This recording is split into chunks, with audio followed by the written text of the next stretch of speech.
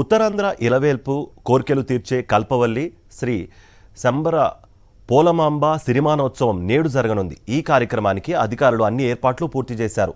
పార్వతీపురం మన్యం జిల్లా మక్కువ మండలం శంబర గ్రామంలో ప్రతి ఏటా 3 రోజుల పాటు శంబర జాతర ఉత్సవాలు జరుగుతూ ఉంటాయి. దీనిలో భాగంగా ఇవాళ జరిగే సిరిమానోత్సవం అత్యంత కీలకమైంది.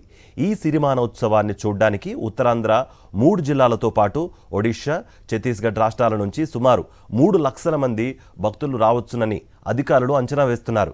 భక్తులకు ఎటువంటి అసౌకర్యాలు కలగకుండా అధికారులు అన్ని ఏర్పాట్లు చేశారు. సుమారు 600 మంది పోలీసులతో బందోబస్తు ఏర్పాటు చేశారు. ప్రయాణికుల సౌకర్యార్థం ఆర్టీసీ 170 బస్సులను నడుపుతోంది.